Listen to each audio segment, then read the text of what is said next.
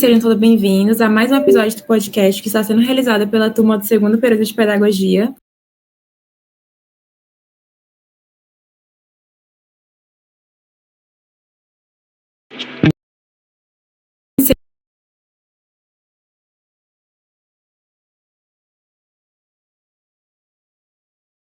Bem-vindos a mais um episódio do podcast. Sejam todos bem-vindos.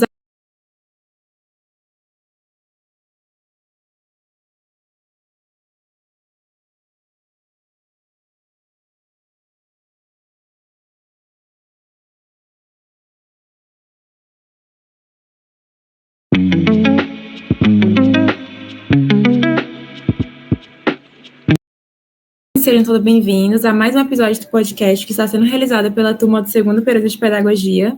Eu sou Amanda Santos Navas e hoje vamos mergulhar em um tema essencial, que é a inclusão dos LGBTs, nas universidades. Para nos guiar nessa discussão, temos um convidado mais que especial aqui, o John Brito. E antes de começarmos, eu gostaria primeiro de agradecer por ele estar hoje aqui conosco, e aceitar essa participação gentilmente. Eu acredito que as palavras que vão ser discutidas aqui, serão totalmente inspiradoras para cada um das pessoas que vão estar ouvindo, E para iniciar, eu peço que você se apresente, John, conta um pouco da sua vida, da sua trajetória na universidade. Tá bom. Então, bom dia a todas, todos. Como a Amanda já anunciou, eu me chamo John. Primeiro eu vou falar do meu local enquanto estudante, enquanto profissional. Aí depois eu entro nesses outros espaços. Então, eu sou pedagogo formado pela UFMA de Imperatriz em 2020. Logo em seguida, eu adentrei como professor no município de Davinópolis, então eu sou professor da educação básica, anos iniciais. Depois, eu entrei no mestrado em formação docente em práticas educativas, aí do curso de pedagogia também. Me formei agora esse ano, 2023, e agora eu estou cursando doutorado em educação aqui na Universidade Federal de Juiz de Fora, em Minas Gerais, Então, eu tenho trilhar esse processo formativo. Além disso, eu considero que é extremamente importante demarcar que eu sou um homem branco, cis, gay, que vem do interior do Maranhão. Então, eu vim de outra cidade, que é São Francisco do Brejão, fica a uns 70 quilômetros de Imperatriz, para estudar lá em 2016 ainda. Então, imagina todo o processo, todas as dificuldades que eu vivenciei. Primeiro, por me deslocar, estar em outra cidade, nunca tinha morado sozinho.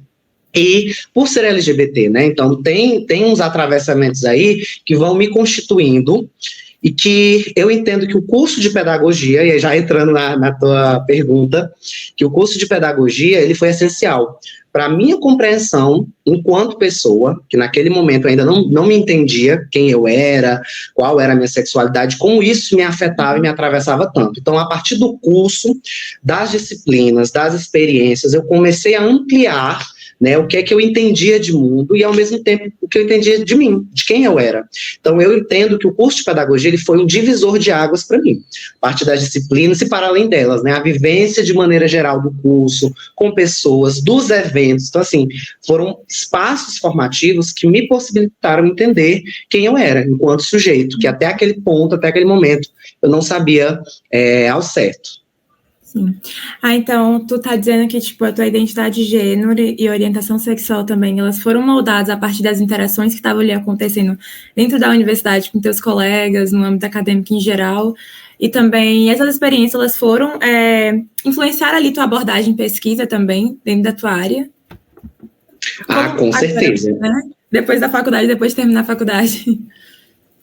Não, com certeza, porque assim, como eu te falei, no curso, foi a partir do curso que eu consegui meio que me libertar, Para nós que somos LGBTs, existe muito esse movimento de sair do armário, Que a sociedade, ela meio que, em determinados momentos, te força. E até aquele ponto, eu não tinha a liberdade mesmo, não tinha essa compreensão. E aí, ao estudar na pedagogia, foi que eu disse, não, eu entendo esses processos agora, o que é que está acontecendo comigo, esses assujeitamentos. Sobre a pesquisa, com certeza. No segundo período de pedagogia, eu lembro que teve a disciplina de pesquisa educacional com o professor Almada, e ele pediu um projeto de TCC, né? Assim, um projeto de pesquisa básico, só a pergunta, enfim. Naquele momento eu já sabia, eu queria pesquisar sobre gêneros e sexualidades. Naquela época eu ainda não entendi o porquê, assim, propriamente. Por que isso me inquieta tanto? Por que eu quero falar disso? E aí, só depois de um movimento, lá pelo 5º período, 6º período, quando eu tive uma disciplina com a professora Erli, sobre história de vida, onde ela fez a gente escrever o nosso memorial, foi que eu entendi, eu quero pesquisar sobre isso, porque eu, enquanto pessoa, enquanto sujeito LGBT, eu vivenciei diversas situações ao longo da minha trajetória educativa, de silenciamento, de exclusão por parte da escola, né, determinados movimentos que hoje eu compreendo que foram bullying, foram violências por conta da minha sexualidade, dos meus trejeitos afeminados e etc. E somente com essa escrita foi que eu entendi. E aí eu percebi, não, eu estou num espaço que eu entendo como um privilégio, a universidade pública, por mais que tenha essa abertura maior agora, né, parte mesmo até das cotas, ainda é um espaço de privilégio. Muitas pessoas ainda não conseguem acessar a universidade pública. E entendendo que eu tenho esse privilégio, eu disse, não, eu tenho que pesquisar sobre isso. Eu quero fazer uma pesquisa que, de alguma maneira, contribua para que outras crianças não sofram com o que eu sofri. Aí o meu TCC de pedagogia foi sobre narrativas de crianças e as percepções delas sobre gêneros e sexualidades no currículo, né? O que é que elas percebiam sobre isso? E quando eu fiz esse movimento, outra questão me inquietou, que foi os professores, a formação docente. E aí foi o que eu levei para o meu mestrado. No mestrado eu pesquisei narrativas de docentes LGBTs e como que as trajetórias deles e delas sofreram o impacto do currículo. Porque eu, enquanto docente, enquanto professor LGBT, eu fui atravessado. Na minha sala de aula, quando determinadas questões de violência, ou quando, sei lá, um aluno falava para o outro, você é um viadinho, ou isso e aquilo, eu parava a aula, isso me atravessava e eu ia conversar. Eu ia dizer, por que você está chamando ele disso? Qual é o motivo? Você sabe o que realmente significa, a carga negativa que isso tem? Não que seja ruim, ele ser gay, que é a palavra correta, né? Então, assim, eu fazia intervenções porque eu fui atravessado por isso. Então, o curso de pedagogia, depois o mestrado, toda a minha pesquisa foi perpassada por quem eu sou, por conta dessas questões. E agora para o doutorado da mesma maneira. Eu também estou trabalhando com as questões de gênero e sexualidades, só que agora na formação docente, no ensino superior, com docentes LGBTIA+. Por que isso? Aí meio que é um ciclo que agora está se fechando. Porque eu tive na graduação, na pedagogia, 2 disciplinas sobre gêneros e sexualidades. Uma foi com o professor Jonathan e a outra foi com o professor Itenberg, que foi sobre diversidade, não foi especificamente sobre gênero e sexualidades. Mas por que que eles dois, especificamente, são professores que trabalham com isso? Porque eles são professores que são atravessados por essas questões também, são professores LGBTs. E aí o que me inquietou foi, e se eles não fossem atravessados? Eles são os únicos que ofertam disciplinas meio que nessas temáticas. Se eles não existissem no curso, e quando eles não ofertam essas disciplinas, essas temáticas elas não existem. Elas são perpassadas de uma maneira muito sutil nas outras disciplinas, talvez em currículo ali, uma coisinha ou outra, mas não existe uma discussão mais densa sobre isso. Então, para o doutorado, eu estou pesquisando isso. O que é que leva esses professores e essas professoras a trabalharem com tais temáticas? Então, Amanda, veja como que toda a minha trajetória enquanto pesquisador, enquanto pessoa, ela é perpassada pelas questões de gênero e sexualidades, por eu entender desse meu espaço de privilégio. Esse eu falei demais. Não, tudo bem, eu gostei bastante. Realmente, eu digo por mim mesma, eu sou hétero, né? Sou mulher, me identifico como mulher, então eu não tinha uma dimensão muito grande acerca disso. Eu acho que quando eu entrei na universidade, eu pude ter um novo olhar, sabe, para isso, ter um novo olhar para realmente quais são as experiências que essas pessoas passam inteira, tipo assim, a vida inteira na educação infantil, a vida inteira no ensino médio. Então, realmente deve ser bastante difícil. Eu não consigo nem me colocar no lugar, né? Porque é só a pessoa mesmo para sentir isso. Mas, enfim. Como é que tu entende hoje a universidade ali, o âmbito acadêmico? Nem só a universidade, mas também o espaço que trabalhou, né, nas tuas pesquisas. Da educação infantil também. Como um espaço ali de conhecimento, aprendizagem e inclusão, né, ali em relação aos estudos LGBT. Por exemplo, quais avanços notáveis que tu percebeu e quais são os desafios ali que tem ainda para superar? Certo. Começando da educação básica, eu ainda sinto muito uma resistência. Às vezes não é nem um preconceito propriamente, existe, óbvio, existe muito. Mas existe muito uma resistência por parte de professores e professoras, e é que eu quero destacar, que eu não quero culpabilizar ninguém, porque eu entendo que existe realmente esse déficit na formação docente. Não tem como a gente cobrar de professoras e professores que estão atuando, sei lá, 20 anos em sala de aula, se eles e elas não foram formados para isso. Mas existe uma resistência, por conta de toda a construção que se teve, principalmente nesses últimos anos, essa ascensão do conservadorismo, principalmente ali no último governo do Bolsonaro.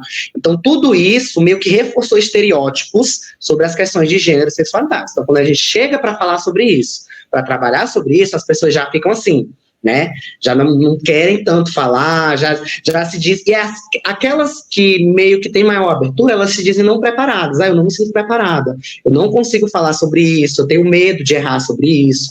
Então, na educação básica existe muito esse sentimento, né? Essa falta de preparação.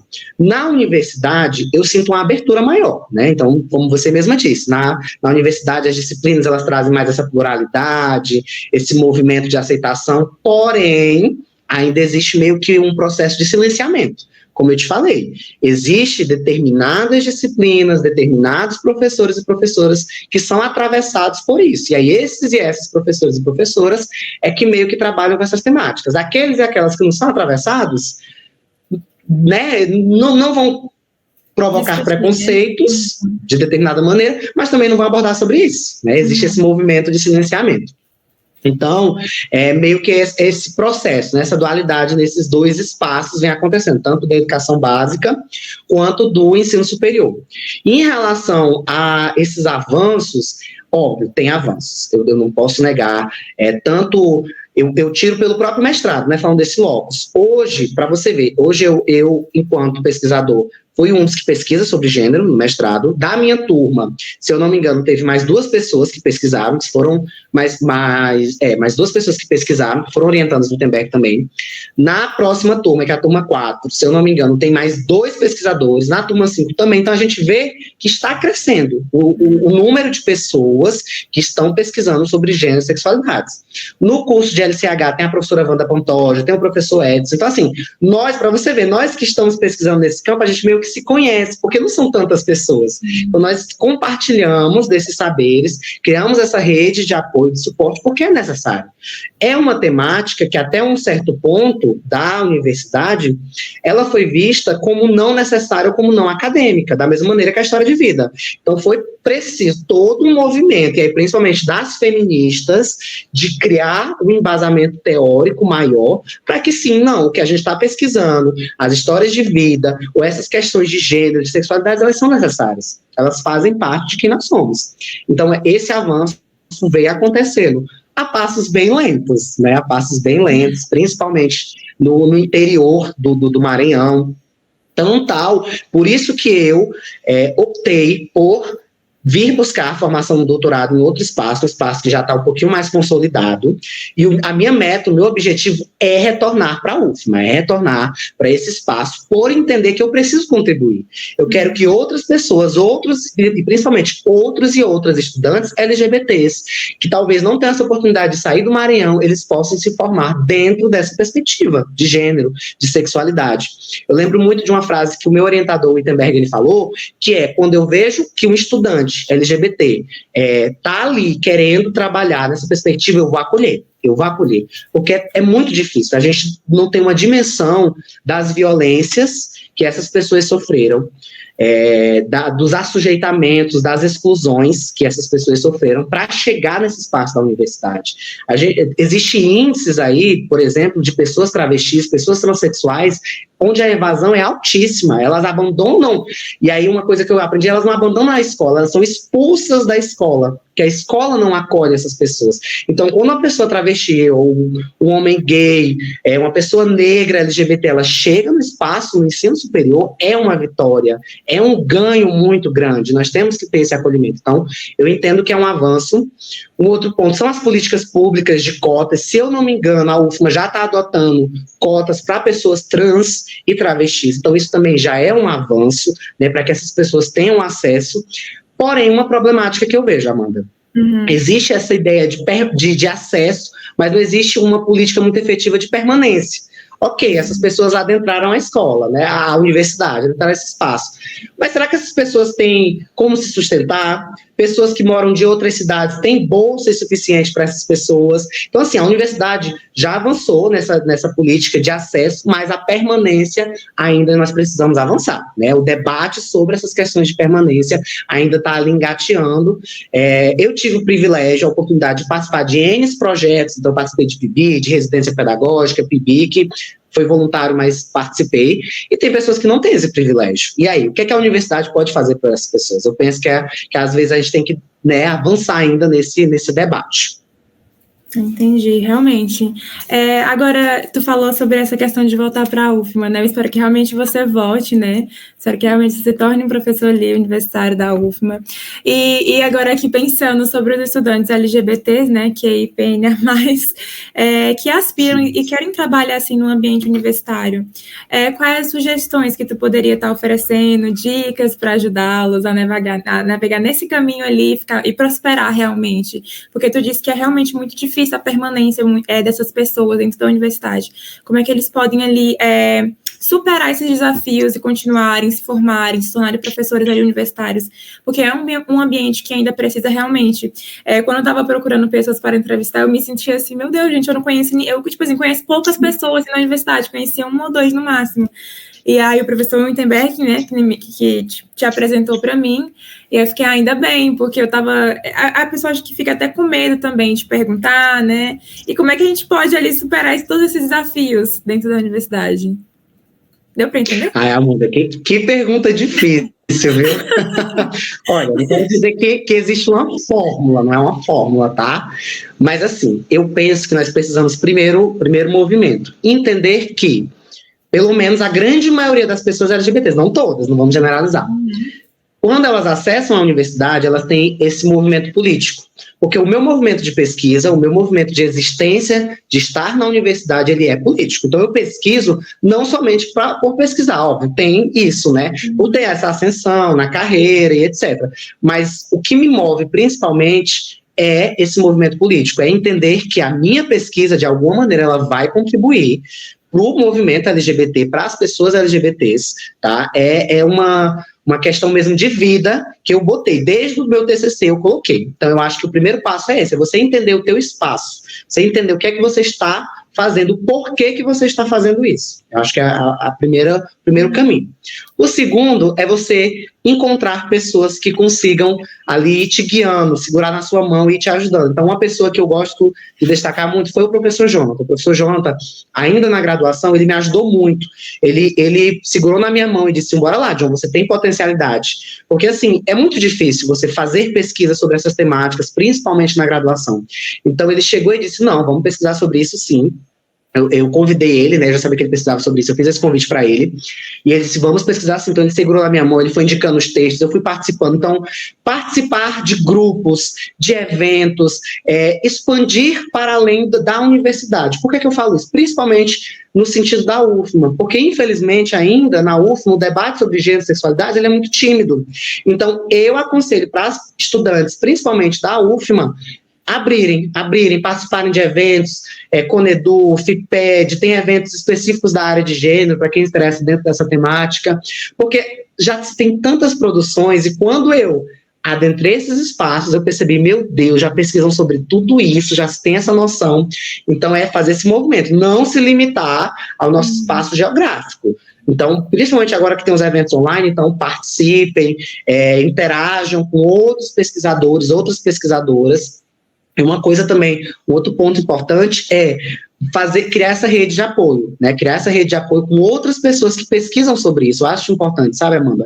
Porque isso me ajudou muito, ajudou no meu trilhar. Então, conhecer outras pesquisas, conhecer outros pesquisadores, que às vezes a gente se sente só. Será que só eu que estou pesquisando sobre isso? Estou nadando contra a maré. Eu estou ali num mar enorme pesquisando sobre isso, e às vezes as pessoas dizem que não é importante, que não é necessário, mas aí quando eu encontrei outras pessoas que pesquisam, que são atravessadas por isso, eu disse, não, eu vou continuar, eu vou permanecer.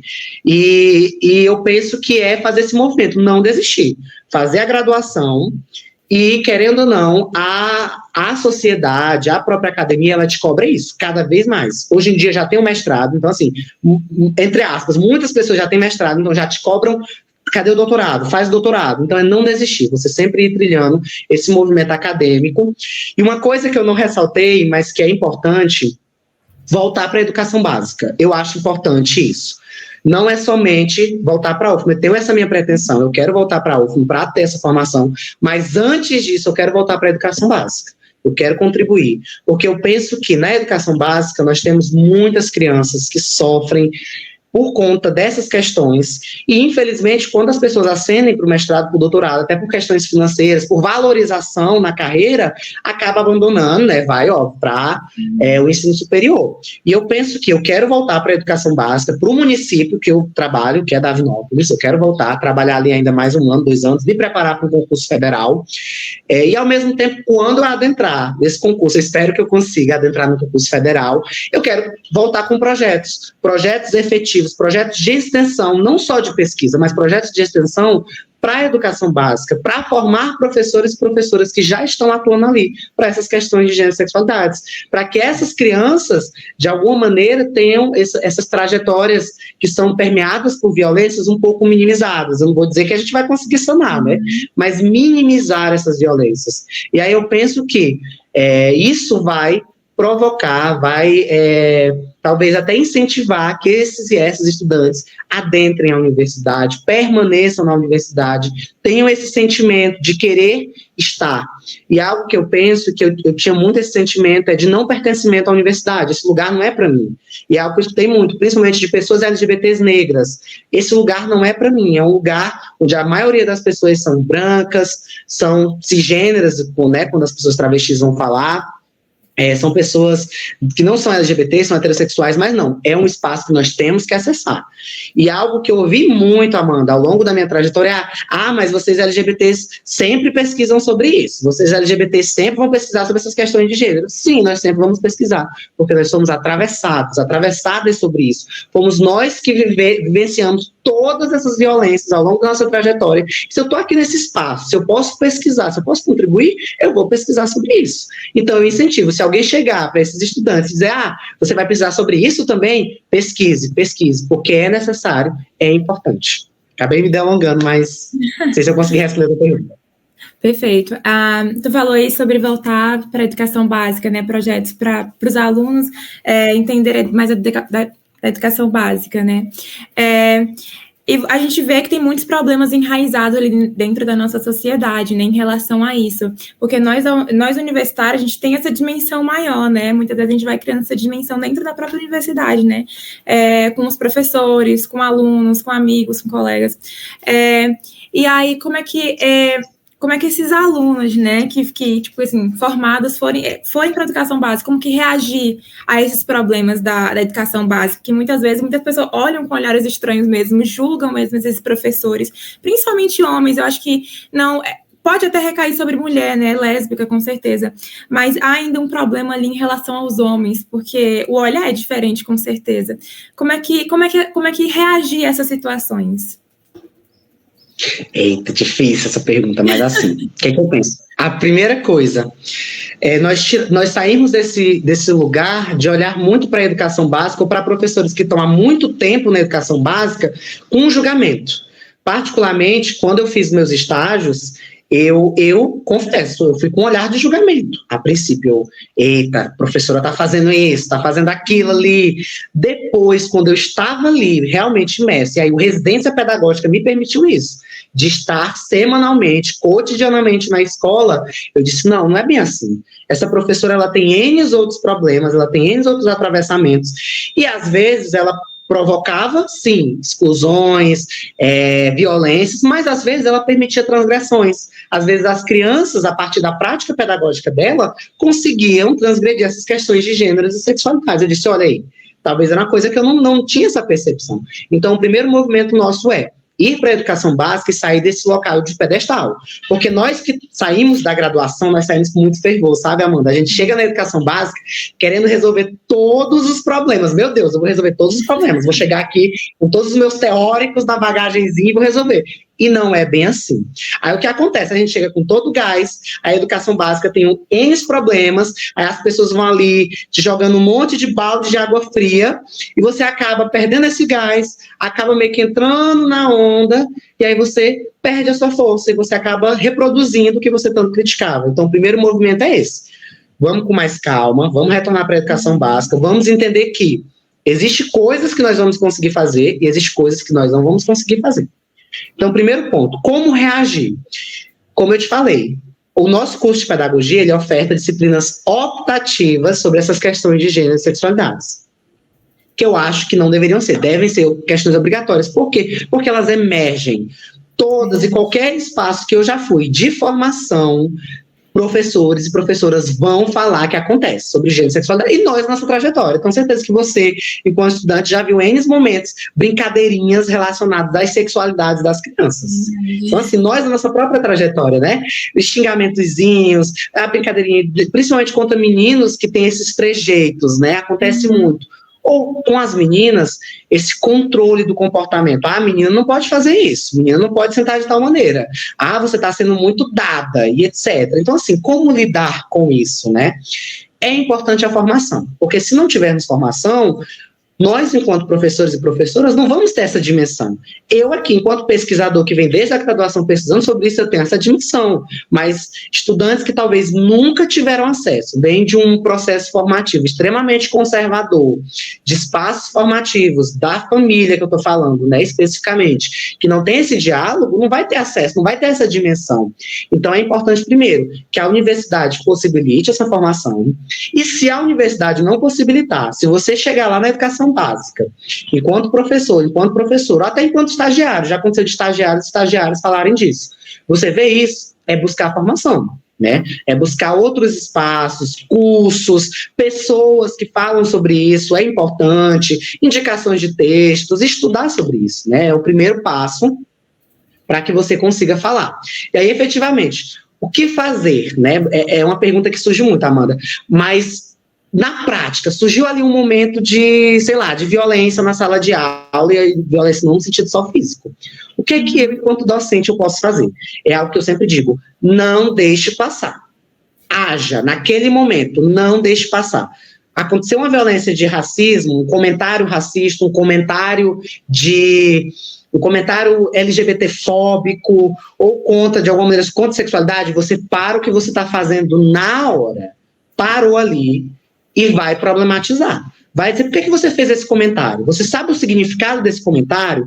E o que acontece muito, Amanda, é que as pessoas levam na brincadeira ou querem só cortar. Ai, não comenta isso é errado. Aí segue adiante. Mas e aí? O que é que isso vai contribuir para a criança? Não, você tem que problematizar. Você sabe que isso é errado. Por que isso é errado? Então, nós, enquanto professores, nós temos que desenvolver essa criticidade. E não é só acusar a criança. Eu vejo muito esse movimento de acusar. Ah, tá errado, isso não pode. Mas por que não pode? Por que talvez essa criança está fazendo isso? Então, o primeiro passo é problematizar. Perguntar para a criança por que ela está fazendo isso e apresentar para ela que isso não é tão adequado. De uma maneira muito gentil, muito empática. Porque se você também chegar de uma forma muito agressiva, você vai retrair a criança, né? Ela vai se sentir acuada e aí você provoca uma outra forma de violência. Então, eu penso que a nossa intervenção ela tem que começar daí. E aí outras práticas bem mais específicas que a gente pode fazer na educação básica, que eu sempre sugiro. Vamos desconstruir. Exemplo, as filas. Por que existe fila de menino e de menina? Se você chegar e perguntar para uma professora que está há muito tempo na educação básica o porquê, ela não vai saber te responder. Ela vai dizer, eu faço porque sempre foi feito. Vamos desconstruir, vamos fazer uma fila única. Gente, faça uma fila. As crianças vão fazer uma fila misturada. Na hora da brincadeira, por incrível que pareça, ainda tem pessoas que querem dizer o que as crianças podem brincar. Não. Pega os brinquedos, isso acontece muito na educação, pega os brinquedos, joga os brinquedos ali no meio da sala de aula e deixa as crianças brincarem à vontade. Às vezes os meninos vão querer brincar de boneco, de boneca, às vezes as meninas vão querer brincar de carrinho. E aí o que é que acontece, Amanda? Às vezes, as crianças, elas vão fazer comentários, né? Acontece muito. Ai, professor, fulano tá brincando disso, isso é de menina. Aí cabe a você dizer, mas tá escrito que é de menina em algum lugar? Tá escrito que é de menino? Por que que é? Às vezes a própria criança, já aconteceu dela, é verdade, ela vai brincar. Então, é ter essas sutilezas de você conseguir fazendo essas pequenas intervenções. E aí eu volto lá no começo, né, do gás. Você não precisa mudar o mundo, mudar a realidade da sua escola. Se você for fazendo essas pequenas intervenções, mudando a realidade da sua sala de aula, enquanto professor, tenho certeza, você já vai estar contribuindo, você já vai estar alterando. Para finalizar, um exemplo que eu tive muito prático disso, na minha prática enquanto professor, na sala de aula, uma aluna, ela veio me perguntar sobre o que era uma pessoa não binária, isso 4º ano, uma criança de 9 anos. 9, 10 anos. Imagina a minha surpresa. E eu não estava falando sobre nada disso, tá? Para deixar bem claro. Estava ali no momento de atividade e tal. Ela veio na minha mesa e perguntou, professor John, o que é uma pessoa não binária? Aí eu olhei para ela, pensei e disse, olha, uma pessoa não binária é uma pessoa que não se identifica com características nem apenas do gênero masculino e do gênero feminino, ou seja, de menino e de menina. É uma pessoa que ela quer ter uma fluidez, né? Ela pode se permitir transitar sobre isso, né? Ela não quer se enquadrar. Ela ficou me olhando e disse, tá bom, entendi, e saiu. Então, às vezes, essas questões que a gente pensa, meu Deus, é tão complexo, mas que você falando, mas pensa comigo, Amanda, eu sei disso porque eu me formei sobre isso. Agora, exemplo, chega um estudante, uma professora, o aluno vai perguntar sobre isso, às vezes não vai conseguir falar. E aí, o que é que a gente faz? Aí a minha dica é, olha, no momento eu não sei te responder, mas eu vou pesquisar, e aí eu vou trazer para você. É uma coisa que nós temos que ter na mente, né? Na ideia, a gente pode falar de tudo na educação, o espaço da educação é para isso, é um espaço de criticidade, não só sobre questões de gênero e sexualidade, mas de todas as maneiras de geral. Então, é não ter esse medo. Óbvio, eu estou falando isso de um espaço enquanto concursado, né, que eu tenho... Agora, rede privada é uma coisa bem mais complexa, temos também que demarcar esse lugar, né? Eu sei, já trabalhei na rede privada, a gente tem que ir ali pisando em ovos. Então, tudo a gente vai sentindo o campo, a educação. E finalizando mesmo. A outra prática, algo que eu fiz e que deu muito certo, foi a flexão de gênero na palavra aluno e aluna, né? É importante demarcar que, olha, o que é aluno? Nas primeiras vezes das aulas, no começo do ano, eu fui explicando. Por que será que a gente sempre fala no masculino? Tudo é no masculino. Os alunos, os estudantes, o não sei o quê. Por que é, gente? Por que a gente pode falar, fazer essa flexão? Os e as alunas, alunos. Eu fui problematizando com as crianças. E eu comecei a escrever dessa forma, aluno, aluna. Não só no cabeçalho, mas no texto. Nos textos eu ia fazendo essa flexão. Eu te juro, chegou no final do ano letivo, as crianças já estavam escrevendo assim. As crianças, elas já até se corrigiam sobre isso. E uma delas veio me relatar aqui, professor, minha mãe veio me perguntar o que era isso. O que eu escrevi assim? Eu expliquei para ela e ela entendeu perfeitamente. Uma prática minha, cotidiana, ela teve um impacto nessa criança, nessa turma. Então, o que eu quero tirar de lição de tudo isso? É que nós vamos construindo essa educação para as diferenças, essa educação para os gêneros e sexualidades no cotidiano. Não é chegar e fazer uma transformação. Eu vou falar com todo mundo da escola. Não, você pode começar pela sua sala de aula. E aí, aos poucos, a gente vai galgando esses espaços, esses outros movimentos. Realmente, é uma coisa que é bastante discutida nas aulas, né? Em todas as aulas que eu já participei, é que as crianças são muito rápidas, né? Elas pegam coisas muito rápido, elas assistem coisas que realmente falam sobre isso e tá o tempo todo ali, sabe? Na internet. Então, conversar sobre isso é uma maneira ali também de tornar a sociedade um espaço mais inclusivo, porque a criança ela vai levar para casa, porque ela tá vendo ali a criança como um pai, uma mãe, né, que tá ali ensinando as coisas para ela. Eu acho muito interessante isso. Para encerrar aqui nossa conversa, infelizmente, né, porque tá muito boa, qual que seria teu encorajamento ali para que a sociedade, no geral, né, tanto os discentes como não discentes, né, seja mais consciente, mais ativa nessa luta pela igualdade, pela diversidade ali dentro do meio acadêmico, dentro do meio educacional por completo? Eu acredito que o primeiro passo que nós precisamos ter é o de entender que todos nós somos diferentes, todas as pessoas são diferentes. E, ao mesmo tempo, uma frase que eu ouvi de uma pessoa trans, eu queria que as pessoas, antes de me verem enquanto pessoa trans, me vissem como gente. Eu sou gente. Então, eu acho que é importante isso, né? Que nós possamos nos ver todas as pessoas que têm diferentes diversidades, não só diversidade de gênero, sexualidades, mas de raça, de localização geográfica, de faixa etária, de deficiência, pessoas com deficiência, ver que são pessoas, são gente, e que têm apenas essas singularidades, essas particularidades, como todos e todas nós temos. Então, acho que esse é o primeiro passo. E eu penso, e aí, às vezes, alguns professores e professoras podem até me criticar, que a educação, ela não é a redentora, ela não é a salvadora do mundo, nem tem como. Tem N outras políticas públicas que são necessárias, que precisam, mas eu penso que a educação, ela tem uma potência, ela tem um papel muito importante. É um peso muito grande para nós. Eu, particularmente, às vezes, eu me sinto carregando uma responsabilidade imensa, mas, ao mesmo tempo, quando eu vejo que de alguma maneira eu impactei, eu modifiquei a realidade de uma única criança, e essa criança ela pode mudar a realidade de N outras pessoas, eu me sinto tão feliz. Então eu penso que nós, pela educação, e aí não só quem está na educação, mas de maneira geral, todas as pessoas que fazem educação em outros espaços, a partir dos saberes populares, a partir dos conhecimentos que você vai falando oralmente, a partir das suas experiências, que são experiências educativas, nós podemos ir aos poucos mudando a sociedade, modificando. Um exemplo é só você aqui, essa temática está sendo abordada no podcast, vocês falou do segundo período, né?